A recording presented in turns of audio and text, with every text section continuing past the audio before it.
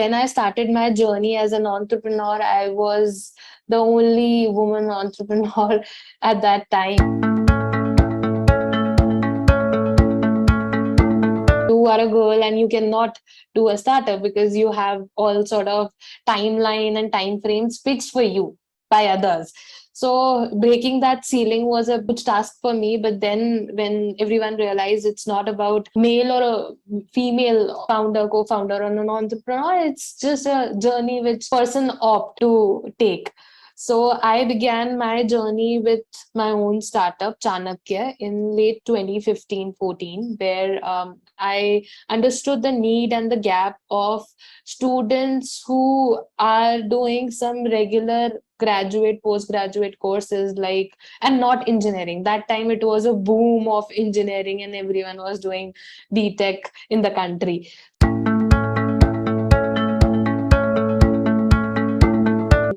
Just me being the entrepreneur in my area in Ajmer, I was able to get 10 women businesses, not innovative businesses, but a very good small enterprises where now they are developing a very good revenue and they have scaled from one city to 14, 20 cities across the country.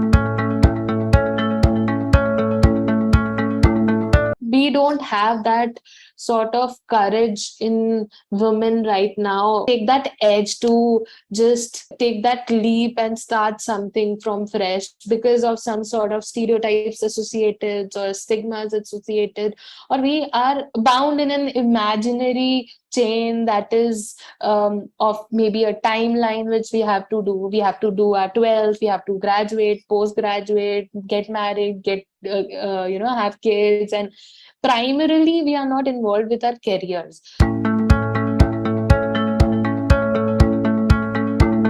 So I am trying to help male communities develop and learn the basic household work, the basic life skill activities like making tea.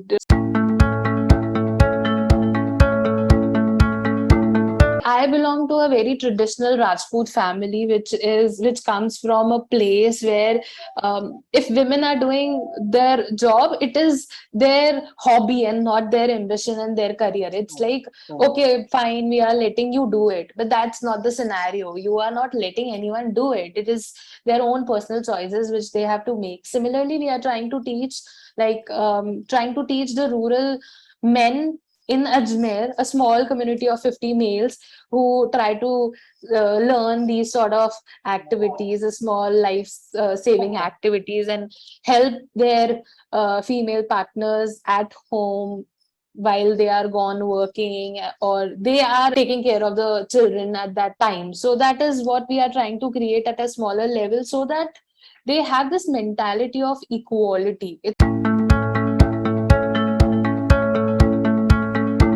You brief about Atal Incubation Center. It is a project of Atal Innovation Mission Niti Aayog. There are around 58 Atal Incubation Centers in the country currently, and they are creating a network of incubation centers for the startups at remotest area possible. So if in case there is a startup in Kanyakumari and wants to do some handloom business in Rajasthan, then they need not to go from Kanyakumari to Rajasthan, explore where to set up office, what sort of mentors to get, what is the market there.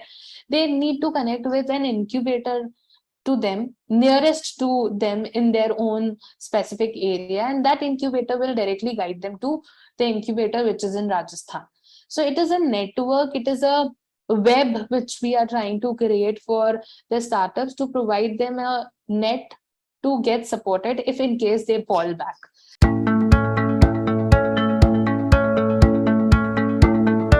All about myths, there are a lot of myths. First myth which we are is that there is a gender biased scenario in entrepreneurship. Business is business. It is, I don't consider it as a woman entrepreneur or a male entrepreneur, but because the participation of women is so less in this ecosystem, in this sector, as compared to other sectors, it has to be promoted for a particular gender. So this is a very, very thin line to understand that it is not about a woman entrepreneur. It is about helping any entrepreneur in this ecosystem coming up with an idea, and then parallelly encouraging women to do their own stuff. Let them be free, let them explore their options, let them fail, because right now it's a lot of huge stakes are on women if they fail as compared to male. I mean, I have seen my brother fail 100 times in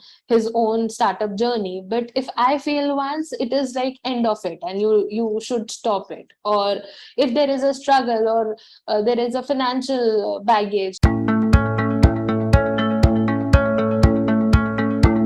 has to be, the investors will not invest in women, especially married women. I don't know what the reason they have for not investing. There is a stigma associated. If a woman who is married wants to come into a new job, they will be forced to sign some bonds that you will not take maternity leave, you will not be associated with other staff, and you'll so this is how it is, and this is something which no one talks about, because everyone have accepted this. Okay, it's okay to sign a bond, but for any startup, for any organization, it is not okay to question that if you are married, why you are relocating. It is not okay to question on if you are an entrepreneur, you are doing your business here in Rajasthan, why you would want to you will not expand. There is a undercurrent. Most of the investors ask these sort of questions to my startups generally, and I'm really shocked sometimes that why you are asking this question, that how you'll manage your work life balance. You have to have more efforts for the startup. No, there is no efforts required if it is by will. So this is one another myth, that a lot of struggles gets involved when you have to start your own women entrepreneurship career. No, it doesn't. As a male entrepreneur, if you are starting your own business, the similar amount of efforts go for a woman on if they have this equal platform.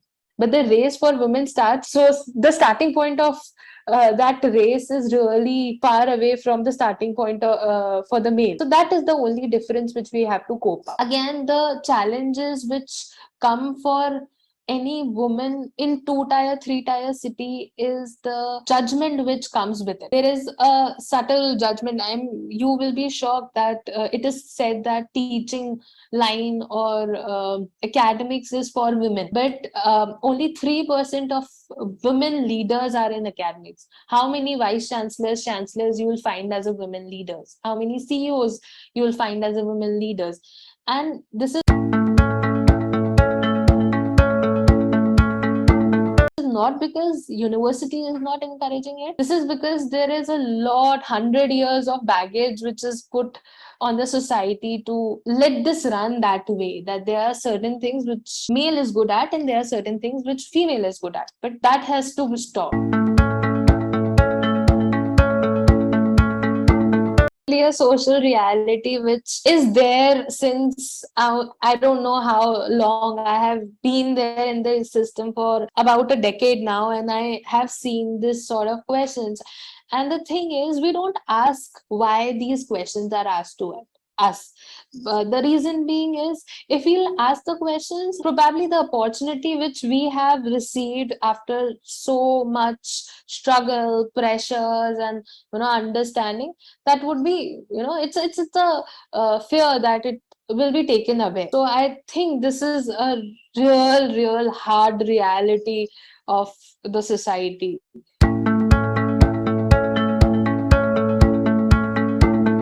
When I started this journey, the lot of efforts went into starting it. It's just like aaj nahi kal karte hain, what if, and then there is lot of mental pressure. You write down lot of things and you theoretically assume and make the algorithms theoretically very well. But when it comes for implementations, there is a social guilt already inside you. What if you're not able to manage your family? What if you're not able to manage your parents? What if they have to think a lot of things? So this sort of turmoil is already going on, and then there is society who is saying that no one does that. Why you are doing it? Go and get a placement, go study. So this, filtering these sort of conversation out and taking that courage to jump head on is the only hardest thing I did during my journey. I mean, I cannot say about a lot of women, but my personal experience was to just take that leap and stand and say that yes, I have to do it practically on the papers to, so that I am 100% sure that I am doing it. So that was the hardest part, which got myself really had a lot of efforts from me to start that journey. Then mostly it's like, don't think much and start. That's the simple thing which any woman can understand, that if you think a lot of things, then there is a lot of things will change you up. It's better to start it, and it's okay to fail. I mean, that is something which you learn from.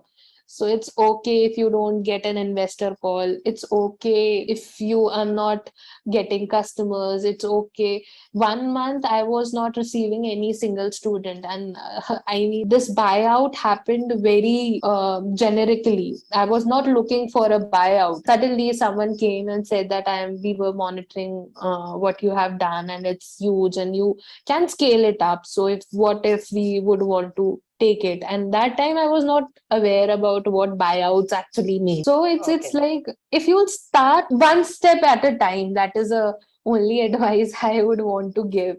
Don't picture a very large long term view. Start one step at a time, and you should be defined in terms of what sort of vision you have for you, not for your startup, not for your any other personal work. For you, what sort of vision you have. Close your eyes, understand what sort of environment you want to be in, and then make the changes accordingly.